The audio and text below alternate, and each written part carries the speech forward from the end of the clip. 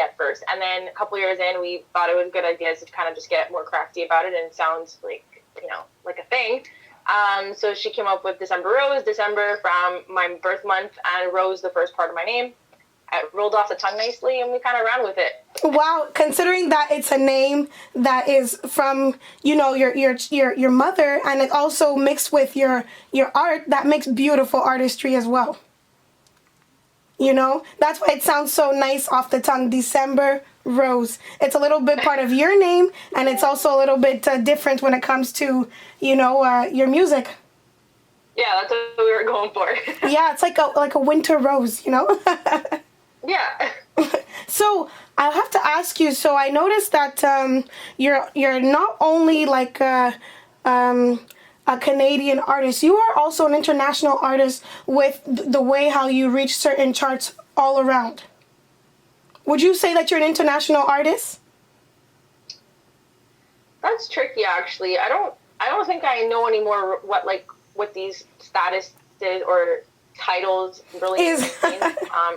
Because I think just the fact that that anyone puts their things online and you have international access, I think that is already kind of like a qualifying factor. But I don't know. I guess I would say I'm more like North American at the moment. I've had most success in the U.S. In the U.S. Yeah, I think that's where I've had most success so far. There's been some like European attention, but like I haven't blown up over there, so I don't know. You don't know, huh? I guess we're on our way. We're moving in that direction. I can definitely see that. So everybody stay tuned. You never know when you're going to see December Rose, because actually we hit so many artists from around the world. We hit some artists in Africa. We have some artists in Australia, and all of their fans are watching our artists in the US and Canada as well. So that's definitely we can definitely build that bridge from around the world. So who knows, maybe our small company can do something about that. Yeah. And I want to ask you, did everything start at your music school? No. I think it was a big part of it, and I'm very like pro music education. I think any aspiring artist should invest in themselves to improve their skill set. Yes. So I think for me, sure, it was a launch pad in the sense that if I didn't have that skill set, I'm not sure that I would have come this far. It was a good starting point. Wow, that's good. And your uncle, so your family's also in the music business and the music industry as well, right? Yeah. Well, my uncle Louis Laposta owns the music school in LaSalle Music Academy. Yes. It's been around for I think nearly 40 years. Yes. And he's built his whole life around that, and that's great. But yeah, I come from a musical family that my whole dad's side was involved in like kind of having bands or singing in weddings and stuff like that. So it was in the bloodline. But myself and my cousin, I think we're both kind of just really pushing into our own independent avenues for our artistry, and I think that we've probably been the first two to really make a dent. That's amazing. To make a lifestyle out of it. Congratulations. So, thank you. Yeah, so we're both trying, and I think the whole family is like kind of expected it. Wow. Like someone was bound to do something with the music, like a little outside box. Because you're not only a singer, you are a songwriter. You also play the piano. Yeah. Wow, and I teach a little bit. And you teach music as well. Just an FYI for the 514OnlineMix fans. Actually, I used to go to the same music school that your uncle owns as well. When I was, that's what started my singing. Yeah. So like it's always been around. It's like it always comes back around. Who you work with when you're younger, it always comes back. It always comes back to help you, and it's amazing that we get to talk to you. Saying, though. Oh, really saying. Oh my goodness! You heard it from December Rose. I am honored to hear that from you, and thank you very much. Thank you very much. And so you are an artist who has a top chart single. Can you tell us what's the name of that song, please? Sure. Okay. Hold on, let me backtrack like 2 seconds. So I did 2 radio campaigns in the States. One of them was for Raise Your Voice, which was the first kind of large independent release that I did, which was from March 2019. And then in October 2019, I released When We Were Young, and that surpassed Raise Your Voice in like radio stats and like radio success. Wow.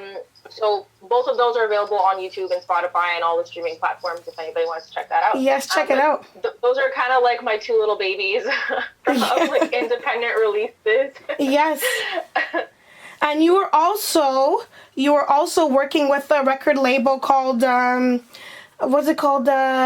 Invitation Records, is that correct? Yeah. Wonderful. And it was also sorry. Go ahead, sorry. It was also with artists like Elton John, Barry White, Neil Diamond, Olivia Newton-John. And are you still currently working with that record label? No. So I signed on with them, I think it was 2014-ish, something like that. And we worked together for a couple years. But within the first, we released in the first year, we were working together on some stuff, released a couple things. Second year, one of the founders, which is Russ Reagan, and he's the one that works with Elton John and all those, he got sick. And he stayed unwell for several years, so I kind of like really affected the contract and affected obviously how we were able to proceed. And then I left the record company in 2018, and a short time later, Russ Reagan passed away. So was really I think it was it was a termination that was bound to happen because that was just kind of how life unfolds sometimes. But they were great people. I learned a lot from Russ and from his business partner Iman, and it was kind of a match made in heaven, and just life's unfortunate events that took place, and we got to carry on. So that definitely must have had an impact on you as an artist. Must have been a great learning curve, and also something that helped your career as well, because you did work with an amazing record label, and there's so many more opportunities that can come your way, of course. Yeah, so I think that, like there's always this debate amongst artists like where to go next. Where to go next, and like, do I need to get signed? What's the next step? And to be honest with you, like, there's no right answer. So not everyone's like journey is gonna look the same, and I think this has been something that I've kind of worked through myself, and that I still work through on a daily, because like, oh well, like, they're doing XYZ, and maybe I should be doing XYZ as well. Mm-hmm. But there's no two systems. There's no system that's gonna work for two artists. I'm so glad you mentioned that. Sense. So as far as like record companies as well, I know a lot of people are looking to record labels like for the team and for like what to do and whatever. But I think that the beauty in making it more difficult to sign talent means that the artist has to really be serious about their craft. Yes. So it puts more responsibility back on the artist, instead of thinking like, oh, well, I'm just going to like, do music all the time and like, kick my feet up and just have fun all day. And like, that's really not the name of the game, and that's really not how the business works. So I think that it weeds out the fact that getting signed has become so difficult. It really weeds out a lot of people that are not serious about their work. And also puts a lot more pressure on the artist to kind of like get their business together. So if you want this to work, how are you going to make making music also make you money?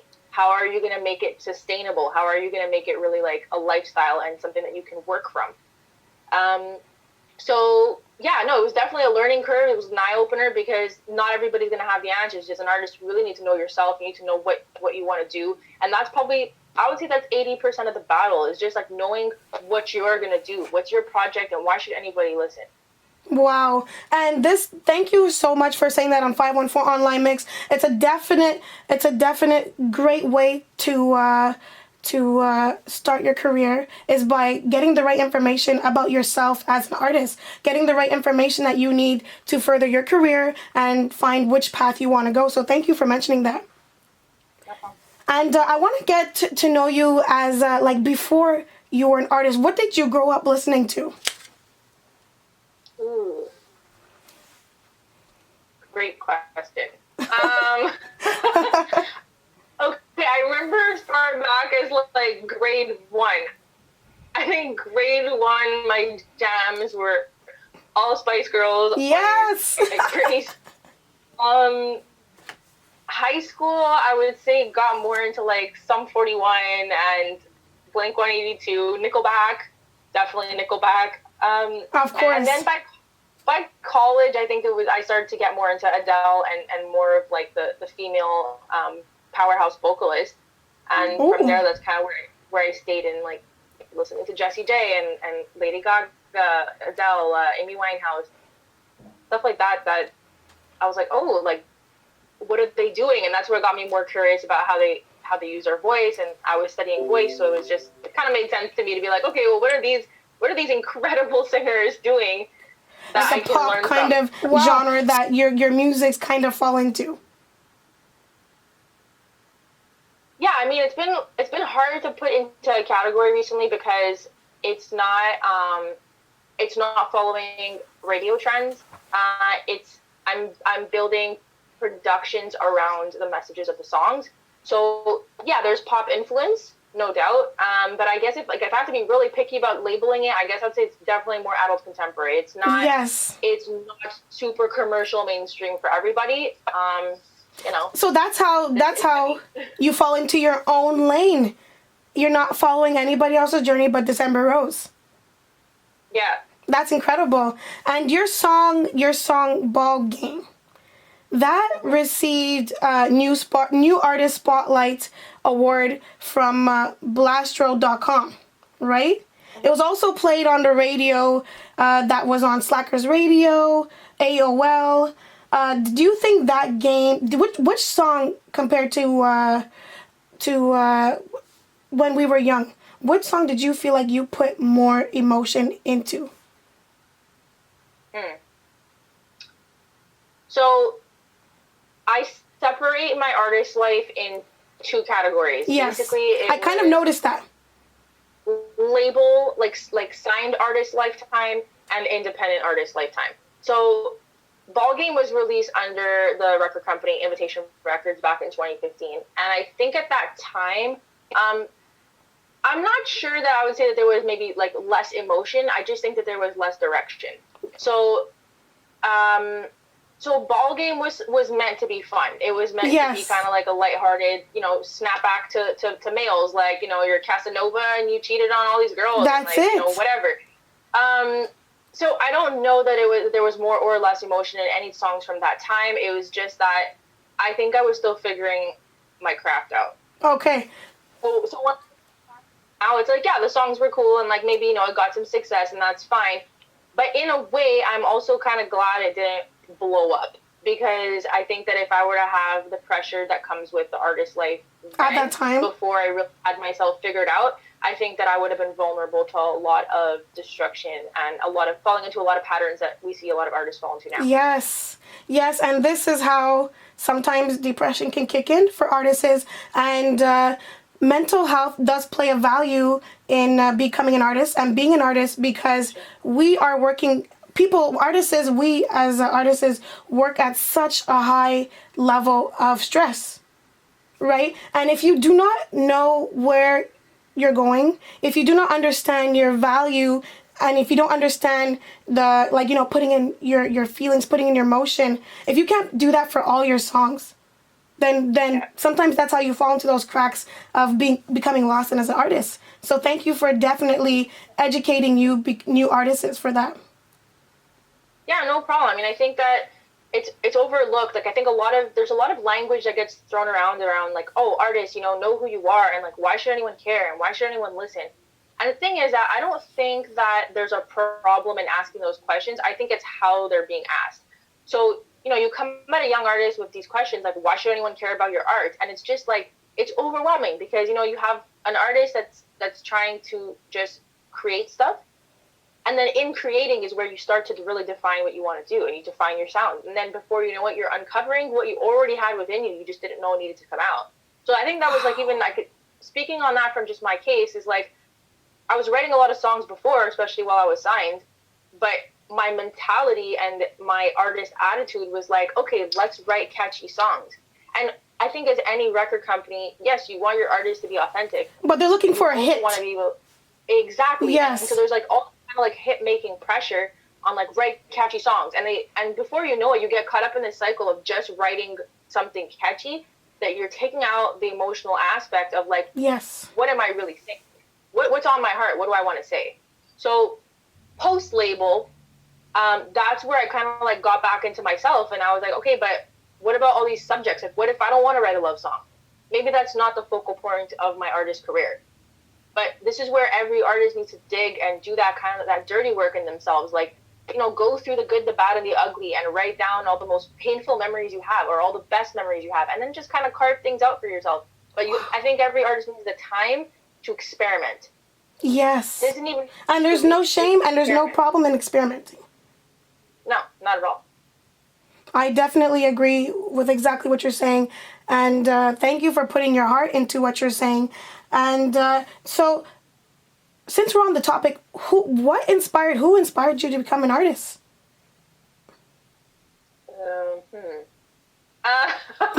Also a tough question.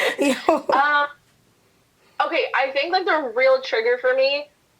Do you remember the movie that came out back in? I think we were in elementary school, so it was like in the 90s, early 2000s.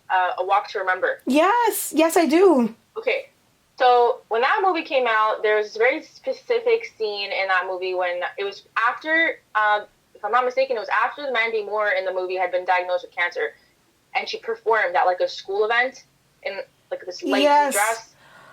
Okay, so that moment and that scene was my trigger.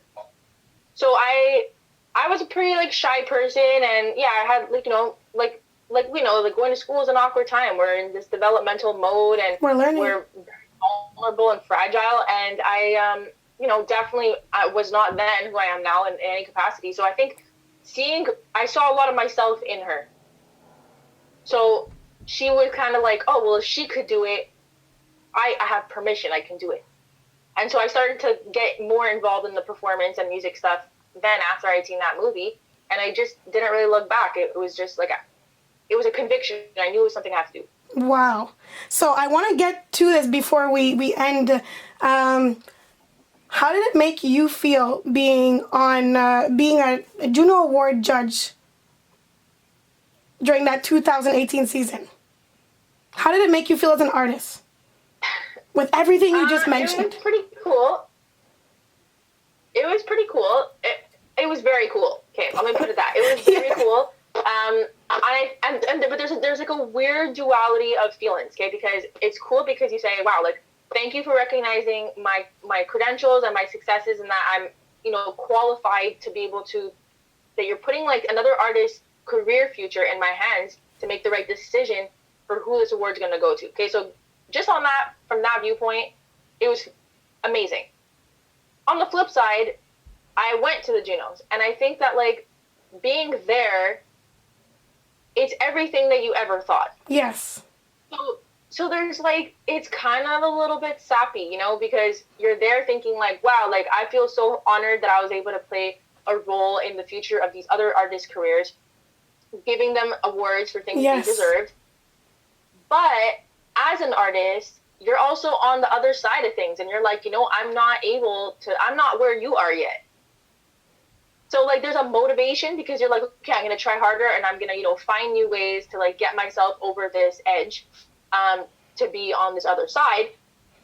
But you're still on this side. So you're so like the only thing like really holding you back from where you're standing. Well, that's just it. Is like, you're always so close, but you're also always so far. It's like things seem so it's so it's very conflicting. It's a very conflicting thing, because you have the hope in front of you, and then you also feel like, if I don't have this chance, like having the right team or like finding the right avenue, I could still be on this side for a lot longer. So so it's interesting. Like I think it was a good motivation for me for sure, and I think it gave me a reality check on even just how some artists live and how some artists deal with success. And it's not as peachy as TV glamour makes it. Oh yes. For sure. Thank you. It's changed like my appreciation level as well for just when people talk about oh yeah, well like they're so rich and they're doing XYZ, and it's like actually you take that out of the equation, because the amount of expenses that go into building and into getting the music from your home, your brain and your home to the people, it's like you have so much to pay back that I don't even think that richness is a thing. There's so many things to consider before like judging a lot of these artists that we talk about, and they're like, oh yeah, well like they don't have to take consideration over this, or oh they live this kind of lifestyle, and it's really just I think it's an imaginary land it is. For humans that have no connection to the music scene. It's really not glamorous. It's really not. It's a lot of hard work. People should be jealous of. It's like when they get there, they've worked really hard, or they have teams that worked really hard to get it your ears. So wow. And I think a lot of people growing up need to watch this interview, especially if you're a new artist. That was knowledge dropped down by December Rose. We are so fortunate to have you say everything. You were a new Music Weekly winner for New Artist of the Year. Top 40 category. That's sitting on ballots alongside with Billie Eilish, Shawn Mendes, and Louis Capaldi. You are there already. Like, you are ready doing your craft the way you want it. You also got a taste of how it is to work in a record label as well. Before you do anything else, you get to have this period of self-discovery. Because, you know, as women, as people, we're always growing. We're always finding new lanes, you know? Yeah. And keep going. You are definitely an inspiration to me. And it's funny because where you are as an artist is where I hope to be one day. I want you to know that because you are an inspiration to so many people. So many people would love to be in your shoes as well. So thank you for some of your sadness during your discovery period. Yes, because it's if it's something you want, you're gonna have to move mountains. Whether you like it or not, even if it comes to your own mental health, when it comes to your finding equipment, finding the right people, educating yourself about what you're doing, these are all not walks in the park. And if it is for you, then kudos to you, but you're going to find out in the long run how hard it is. When you went through all of that with such a breeze, you won't really understand who you are as an artist. So there's just so many ways to take it easy as an artist and still be successful as well. Yeah, I'm glad you said that actually, because you're either going to sweat now or you're going to sweat later. Exactly. So you pick when. December Rose, I know you have to go and we have to go too. And I thank you so much for your time. You definitely are an inspiration. I hope you know that. Oh, yes. Thank you. And I'll see you on the screen. I know I will. Thanks. Well, congratulations on this whole platform. I'm so happy that it's blowing up and it's representing Montreal and supporting young artists. Thank you. You know, we there's never enough to support young artists, so I'm happy that you're taking such a strong initiative to do that. It's really that alone is something to tip my hat off to. Wow. Good for you. Proud of you. I know you can't see my cheeks, but they're really red right now, so I really appreciate that with all my heart and soul. December Rose is on 514OnlineMix. And as you can see, I'm so excited and so happy to release this, and I'm so honored to have you on 514OnlineMix. Thank you again, December Rose. No problem. Have a good one. You too. Peace. Bye.